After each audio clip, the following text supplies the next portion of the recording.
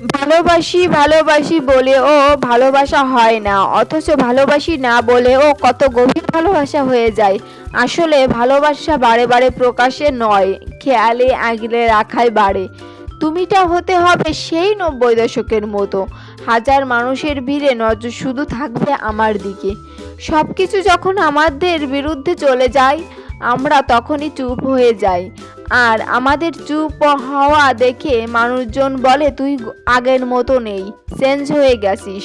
সবাই চেঞ্জ হয়ে যাওয়াটাই দেখে, চেঞ্জ হয়ে যাওয়ার কারণটা কেউ জানে না। আবারও একটা নতুন ব্লগে সবাইকে জানাই স্বাগত। বন্ধুরা, আজকে দুপুর থেকেই আমি ব্লগটি শুরু করছি। দেখুন, আজকে ছোট মাছ দিয়ে লাউয়ের আগার তরকারি রান্না করব।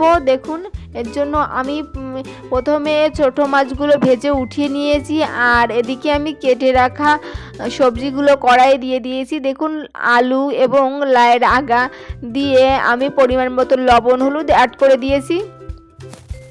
লবণ হলুদ অ্যাড করে দিয়ে ভালো করে একটু নাড়িয়ে চাড়িয়ে আমি ভেজে নেব। এইভাবে কিছুক্ষণ নাড়িয়ে চাড়িয়ে ভেজে নিয়ে আমি এতে পরিমাণ মতন জল অ্যাড করে দেব।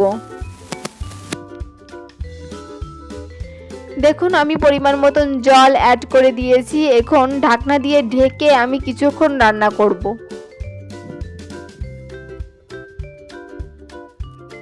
ঢাকনা দিয়ে ঢেকে কিছুক্ষণ রান্না করে এই পর্যায়ে আমি ঢাকনা খুলে নিয়েছি। এখন লাউয়ের পাতাগুলো ভালো করে ধুয়ে কেটে দিয়ে দিয়েছি এবং ভেজে রাখা মাছগুলো দিয়ে আবারও ঢাকনা দিয়ে ঢেকে কিছুক্ষণ রান্না করে নিয়েছি।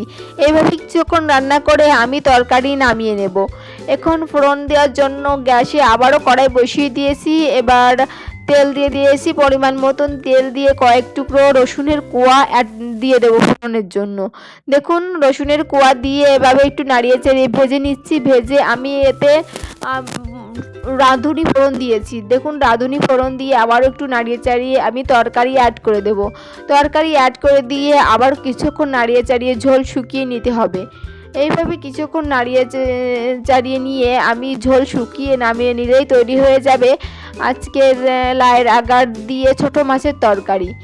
আজকের এই তরকারি যদি আপনাদের ভালো লেগে থাকে তাহলে অবশ্যই ঘরে একবার ট্রাই করে দেখতে পারেন। আর এদিকে আমার বাবু সোনা, দেখুন, কৃষ্ণ সাজিয়েছিলাম ওকে, ও দুষ্টুমি করছে, এদিক ওদিক ছুটাছুটি করছে, খেলা করছে। আজকের মতন ব্লগটি এখানেই শেষ করছি। ধন্যবাদ সবাইকে।